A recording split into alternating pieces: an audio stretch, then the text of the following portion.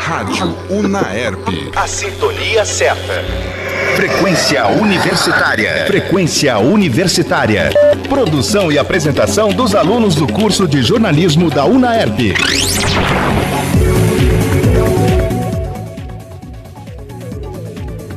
Nesta quinta-feira, 13 de abril, começa mais um Frequência Universitária, direto da Rádio Unaerp. Agora são exatamente 19 horas e 41 minutos, exatamente 23 graus aqui na casa da Unaerp. Aqui quem fala é Renato Pereira e divido a bancada com Daniela Cis. Boa noite. Suzana Karen. Boa noite. E Vitória Morelli. Boa noite. Contamos com a presença de nosso convidado e também colega de classe do curso de jornalismo, Agenor Filho. Boa noite, Agenor. Boa noite. Neste bate-papo falaremos sobre o lançamento do livro Travessias do São Francisco, uma obra que conta sobre o povo ribeirinho desta região e suas histórias, das quais teremos uma prévia a partir de agora com o próprio autor, Agenor Filho. Agenor, conte um pouco pra gente sobre a sua trajetória de vida. Eu vim dessa região, né, do norte de Minas, né, a cidade de Pedras de Maria da Cruz. Ela fica localizada à direita do Rio São Francisco, uma cidade pequena de mais ou menos 10 mil habitantes. Nasci, cresci ali até os meus 20 anos e tive vivências e tenho memórias que me fez escrever Travessias do São Francisco, né? Foram justamente essas experiências nas travessias ali que trafega o Rio São Francisco, que vindo para outra cidade, né, no caso Ribeirão Preto, há 10 anos, resolvi materializar essas memórias que eu tenho da minha região, lá do Ribeirinha do Rio São Francisco. Em Travessias do São Francisco eu vou navegar nessas águas brutas aí, né, contando a história desse povo, sua cultura, crença, mitos, né? E é uma mistura da história do povo com a minha vivência. Ok. E como surgiu o seu amor pela escrita? Eu tenho mais a vivência, né? Está sendo o meu primeiro livro. Nunca imaginei que eu escreveria, né? Não cogitava em ser escritor. Eu sempre fui muito criativo, um amante da arte em todos os seus aspectos. E escrever, para mim, foi justamente essa paixão pela minha terra, pelo meu povo, né? Então, é muito guardada dentro de mim. E as pessoas com quem eu compartilhava, eu tenho amigos escritores, né? Eles falaram, nossa, você expressa isso com tanto amor, com tanta paixão, por que você não materializa isso através de um livro? Foi onde surgiu essa ideia de escrever essa vivência, né? E eu fui um dos meninos que vendia os seus produtos nessas travessias, porque até 95, o único meio de atravessar o Rio São Francisco para a região da Bahia era através das balsas. É um veículo, né, que os carros, as pessoas tinham que atravessar justamente na minha cidade, né?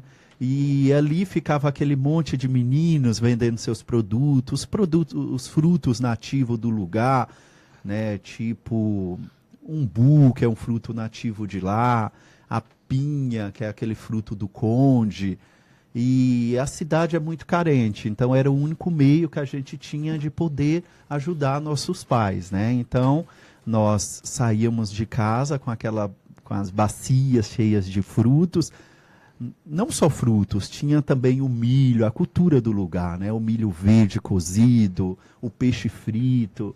Então, conforme esses veículos paravam na nossa cidade, esses meninos da minha época, de uma outra geração também, porque desde 1952 até 95 existia essas travessias, né?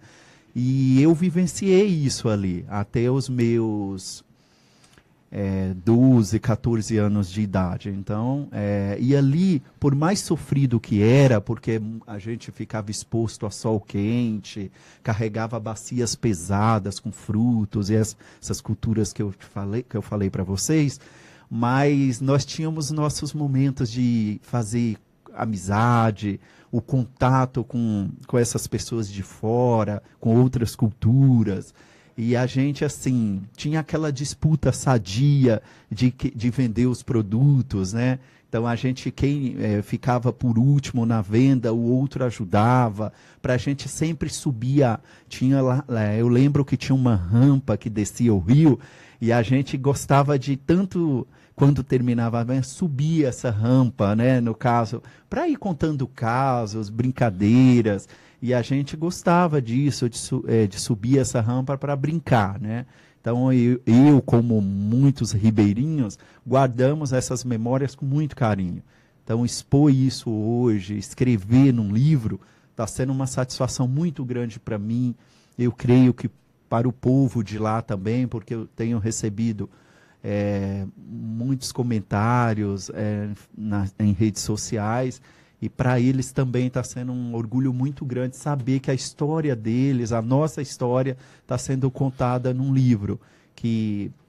Porque para muitas pessoas já tinha caído no esquecimento, porque em 1995 o governo do estado de Minas construiu a ponte sobre o Rio São Francisco, e até então as travessias, que era esse meio que nós tínhamos de ganhar o nosso dinheirinho através da venda desses produtos, deixou de existir. Então, com a chegada da ponte, com a construção da ponte, aí nós não tínhamos outro meio de ajudar nossas famílias. Então, muitos desistiam da escola porque tinham que arrumar um outro meio de sobrevivência. Então, os pais até que obrigava também, não aceitava, por exemplo, as meninas tinham que sair muito cedo de casa para trabalhar como doméstica nas cidades grandes, né? Então, eu tenho depoimentos no livro de meninas que saíram muito novas de casa, não concluíram os estudos. Tenho... os meninos, na época, como não tinha opção de estudo, eles tinham que ir para aquelas firmas, trabalhar machado mesmo, trabalhar assim, de uma forma assim. Então, hoje, eles têm essa falência no ensino, né? Então, eu tenho depoimentos muito marcantes mesmo, de pessoas que não conseguiram estudar, que saíram, alguns venceram na vida, outros não, né, devido a ter saído cedo de casa.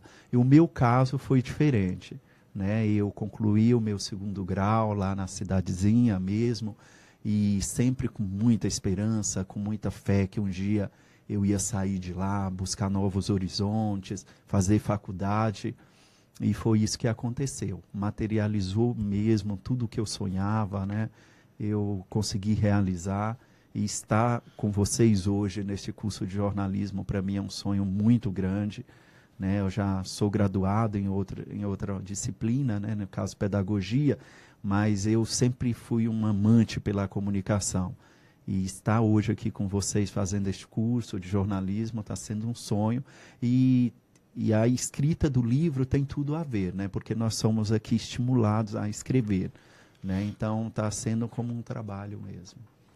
Genor, como você teve a ideia de fazer o livro Travessias do São Francisco? A ideia foi como eu disse, materializar tudo que estava dentro de mim, do meu coração, minha memória, dessas boas memórias que eu trago de lá dessa região ribeirinha. E eu sabia que todas as vezes que eu descia a Serra de Minas e que encontrava com esse povo, a gente falava com muito carinho dessa vivência que nós tivemos. Então, eu falei, como eu disse, nós somos instigados a escrever, eu falei, por que não escrever essa história? Né? Então, eu comecei a colocar no papel isso, e graças a Deus eu tive apoio de muitas pessoas da área, e aí saiu. Né? Agora é só aguardar. Qual o foco do livro? O foco do livro, primeiro, é uma realização pessoal minha, né, e do meu povo.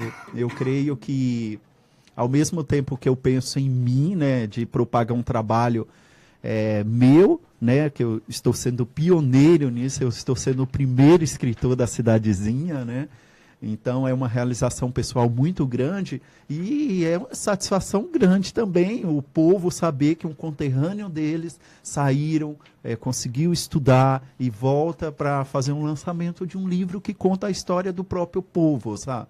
Então essa é a minha maior realização, meu maior objetivo. Bacana. Você desenvolveu seu livro segundo histórias do povo ribeirinho. Qual a reação deles ao saber que retrataria a vida dos mesmos em um livro? Muita emoção. Eu estive lá em dezembro agora, né? Eu estive entrevistando eles. Então eu naveguei mesmo naquelas águas ali do rio. Fui a alguns lugares onde era difícil até ir, né? Porque o rio é época de chuva, né? Mas eu fui e entrevistei vários ribeirinhos, nativos mesmo ali da margem do rio, e quando eu colocava para eles essa ideia, eu via no olhar deles a alegria, né? De saber que a história deles seria contada em um livro, né? Então, e o melhor dessa história foi que eu vivenciei numa época, né? Que não é de hoje, mas que eu continuo valorizando as minhas raízes, né? Então a alegria deles é muito grande, porque muda, falar que não muda, muda. Então hoje, por exemplo, eu não sou mais aquele menino ribeirinho que saí de lá, a gente sai muito inocente, a gente sai com uma linguagem muito matuta, né? Porque, por causa que eu te falei, o ensino ainda precisa melhorar, a cidade ainda é muito pobre em meios ao que nós vivemos aqui, então a gente chega com uma bagagem muito grande. Só que, por outro lado, você chega e vê que suas raízes estão ali, né? É diferente de eu conversar agora com vocês, que são aqui de Ribeirão Preto, e de chegar lá e falar com o meu povo, né? Então é como se eu estivesse no meu berço, na minha casa, e eu vejo isso estampado no rosto deles, no olhar, a alegria assim, falava, cara, um conterrâneo, sabe, igual eles falavam. Não, que bom que você lembrou disso, porque nós sofremos tanto vendendo nossos produtos ali naquele sol quente, e agora você vai contar isso num livro, né? E você lembra de tal coisa. Tanto que o livro, quando eu pensei em escrever, eu só ia contar a história dessa vivência nas travessias, que era a venda nessas balsas. E, de repente, o livro ele tomou uma proporção tão grande que eu conto a cultura do povo, as danças folclóricas, as lendas, porque é muito rico, sabe? Tudo que eles contaram para mim, eu não podia ficar só preso à venda ali daquelas travessias. Então, no livro eu trago tudo isso, a cultura desse povo, a crença deles, que é muito forte. Eles acreditam no caboclo d'água, que é um mito que tem da água, que eles acreditam que é o pai da água, que é eles falam que é uma espécie de um homem negro, careca, e que é muito poderoso nas águas, e que quando ele aparece, ele pode tanto te beneficiar que você estiver no rio, como te prejudicar. Então, eles alegam assim, que muitas pessoas que morrem afogadas lá no Rio São Francisco foram levadas pela mãe d'água, pelo caboclo d'água, sabe? Como alguns falavam assim, olhando no meu olho, eu vi, ele é negrinho, de cabelo careca. Então, assim, e aí ele ficou calmo quando eu joguei para ele um pedaço de fumo e uma garrafa de cachaça. Então, as coisas assim que você fala, será que isso existe? Mas existe na história desse povo, sabe? E eu acho interessante expor isso para o Brasil, sabe? É muito rico em cultura.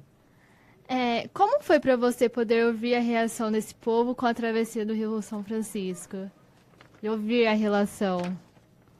Teve um depoimento de uma senhora que chama Dona Beta.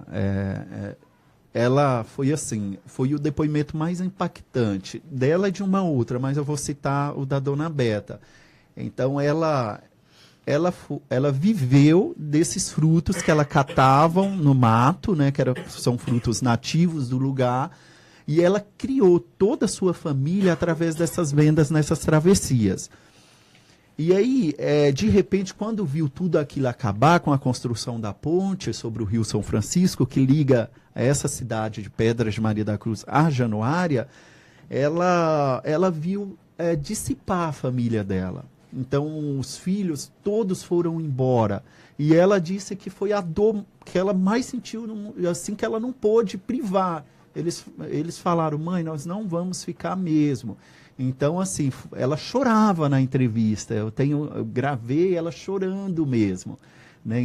E teve um outro que eu vou citar de uma colega de venda que vendia comigo os produtos, porque na época das crianças, ia um moço lá jogar bola, sabe aquelas bolas de dente de leite?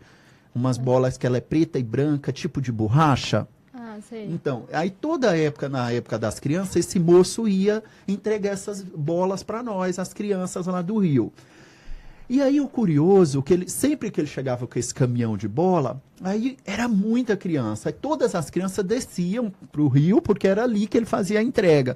Só que ele chutava as bolas para o meio do rio. E a alegria daquele homem era ver nós nadando, porque lá, meninos de 8, 9, 10 anos, tudo já nada o rio todo. Porque é ribeirinho, nasceu ali, sabe? E aí eu fui um desses meninos que pulava, nadava o rio para buscar essa bola, sabe? Só que eu nunca sabia o porquê. Aí na entrevista que eu tive com essa conterrânea, que hoje mora em São Paulo, ela falou assim para mim, Agenor, o que mais me fez sair de Maria da Cruz, que a cidade popularmente é conhecida como Maria da Cruz, foi o dia que eu ouvi aquele moço falando do porquê ele doava aquelas bolas para nós e o porquê dele jogar a bola no rio.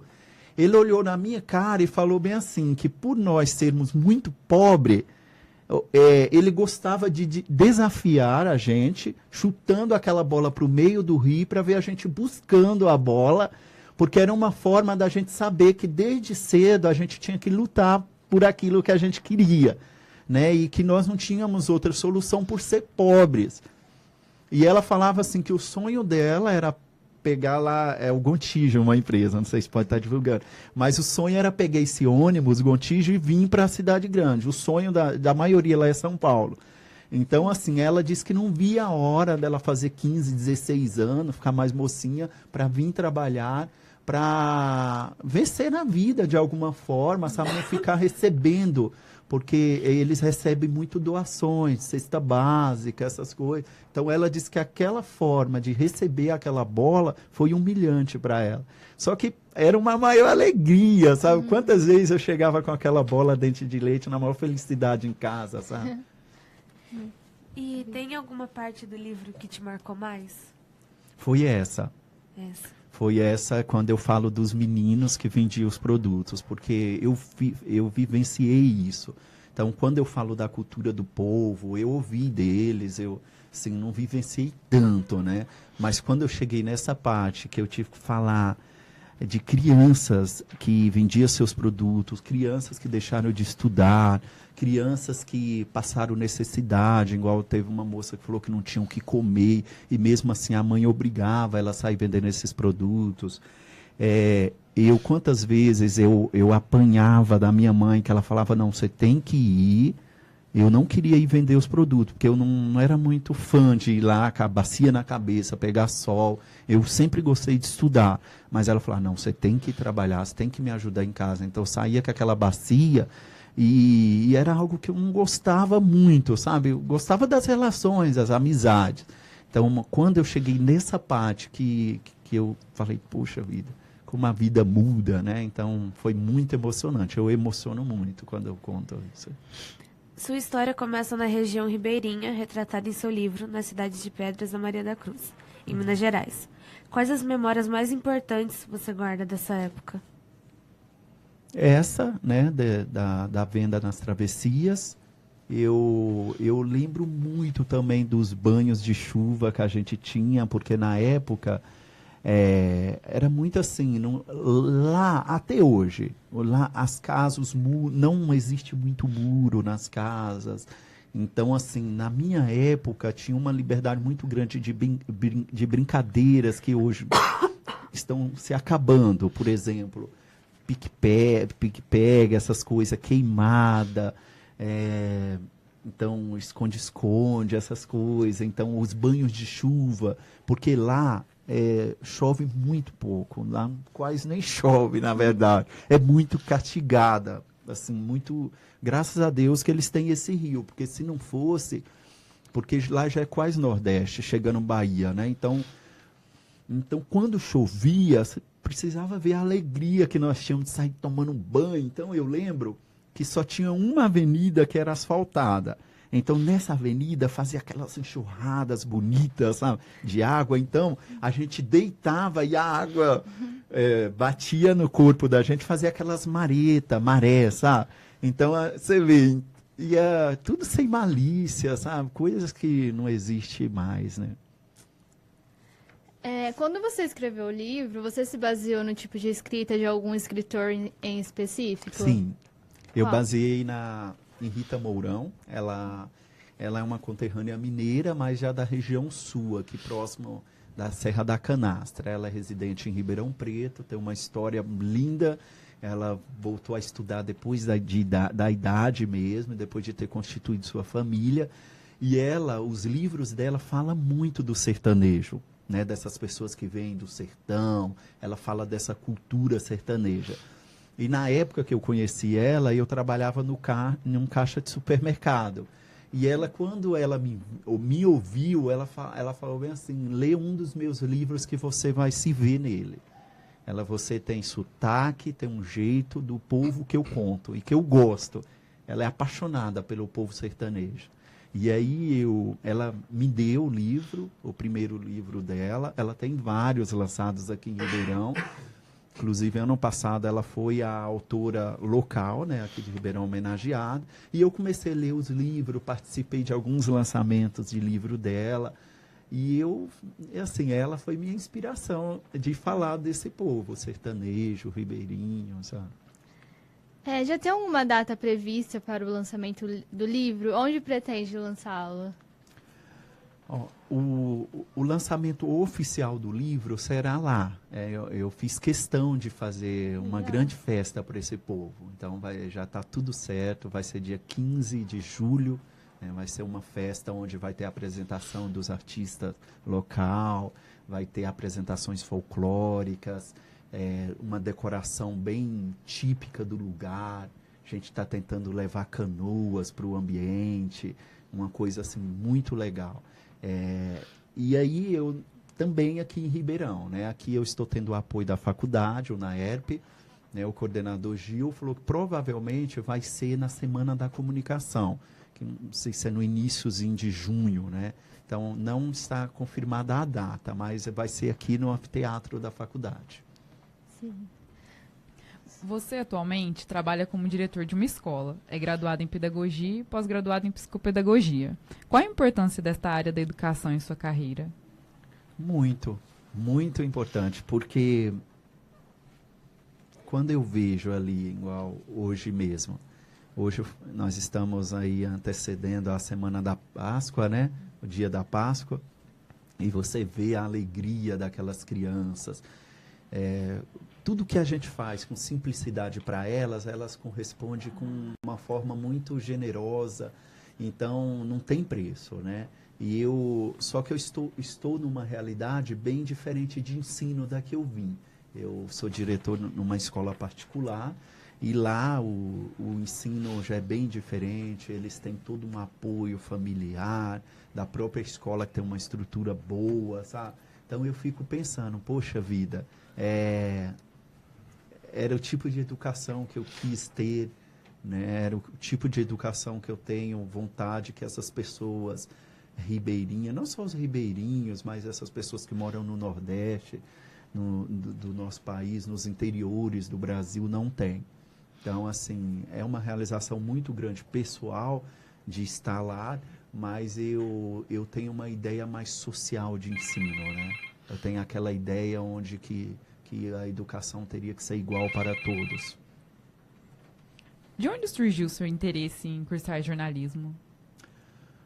surgiu desse interesse artístico, né? Como eu falei anteriormente, eu sempre fui muito apaixonado por esse meio da comunicação, da arte. E desde pequeno, de muito pequeno, as próprias pessoas de lá já via isso em mim. Falava, poxa, por que você não vai embora daqui? Você está perdido aqui. Fala muito bem, desembaraçado. Eu, desde pequeno, assim, muito pequeno, eu já organizava grupos de teatro. Aos 14 anos, eu já tinha o meu próprio grupo de teatro. Ainda menor de idade, antes dos 18, eu já era coordenador de um projeto social na minha cidade, né, atendendo aí crianças, famílias carentes. Então, assim, essa coisa de falar, de estar com o público, é uma paixão que desde pequeno, né? Então, a pedagogia não era a ideia inicial, né? Ela surgiu porque sempre tive a ideia também de fazer uma faculdade, né? E que fosse ligada à área humana. Então, quando eu cheguei em Ribeirão Preto, que eu vi que o meu ensino era fraco para enfrentar uma federal. Aí eu falei, poxa, uma faculdade federal, particular, desculpa, eu não tenho condição de entrar. A única solução que eu vi na área humana foi a pedagogia, a educação, porque é um curso mais em conta, fácil de se fazer. Hoje existem aí ensinos à distância que ajuda muito, facilita. E aí eu entrei na pedagogia, gostei da pedagogia, fiz a minha pós-graduação na psicopedagogia e hoje, numa situação de vida melhor, eu vim e estou fazendo aquilo que é paixão, que está dentro, né? Dentro de mim.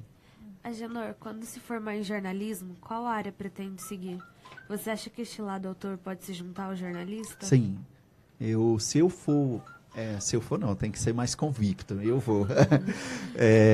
Eu quero falar sobre essas áreas, né? Educação, área social. Então, eu quero ser aquele jornalista que, como Saulo Gomes falou na entrevista que nós tivemos há poucos dias, aquele jornalista que vai estar junto com a notícia, junto com o povo. Então, eu acho que eu tenho tudo para ter sucesso nessa área, porque eu gosto, eu tenho facilidade, eu sou o tipo de pessoa que gosta de ter essa empatia, olho no olho com as pessoas. Eu não olho essa questão de que eu vim de uma região pobre, de que eu sou menos. Então, quando se trata de notícia, de educação, daquilo que eu aposto, daquilo que eu acredito, eu tenho muita convicção. Então, se eu apostei no jornalismo, eu vou até o fim e tomara a Deus que as portas se abram, que surge bastante coisa, porque eu tenho muitos desejos ainda realizados. Você admira algum profissional no jornalismo a ponto de se inspirar? Olha, tinha um apresentador que eu gostava muito, né? O Gugu, porque ele tinha aqueles programas de Volta para Minha Terra. Então, eu me emocionava com aqueles quadros, né? Que ele fazia. Só que aí depois, né, com essas mudanças, ele fugiu um pouco da mídia, não acompanho mais tanto. Hoje eu não tenho ninguém específico, assim. Eu valorizo muito a notícia ou programas ou qualquer o jornalismo que sempre leva algo para ajudar o telespectador de alguma forma, né? Então, é muito abrangente. Então, eu não posso falar, eu vou estar em tal área, eu vou seguir tal jornalista, porque nós temos que estar muito apto tudo que a notícia nos proporciona, né? A gente achou ver que é um grande orgulho, né, para você falar da sua história, do povo ribeirinho, de uma forma geral. Você fala com muito orgulho e isso é muito bonito, né? E qual é a sensação que te dá olhar para trás e poder perceber que tudo isso que você já conquistou nesses anos?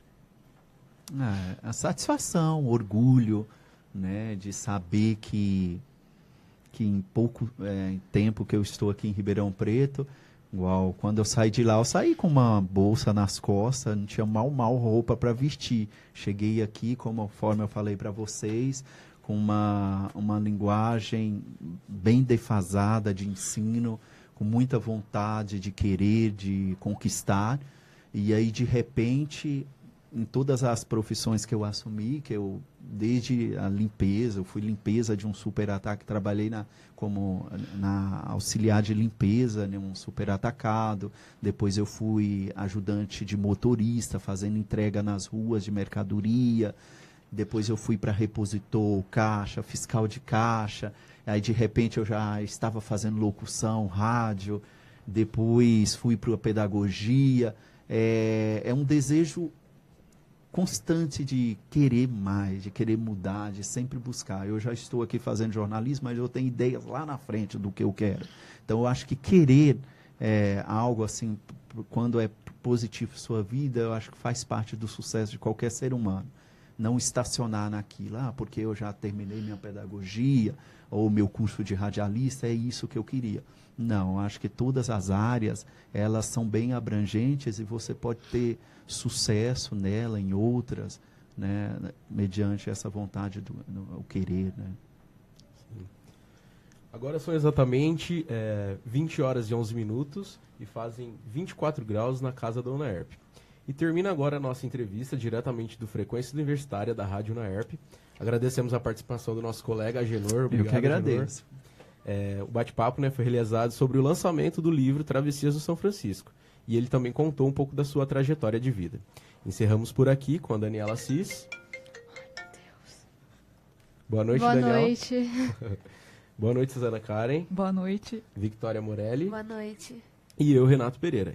Encerramos por aqui. Boa noite a todos. Até a próxima. Você acabou de ouvir Frequência Universitária. Frequência Universitária. produção e apresentação dos alunos do curso de jornalismo da UNAERP.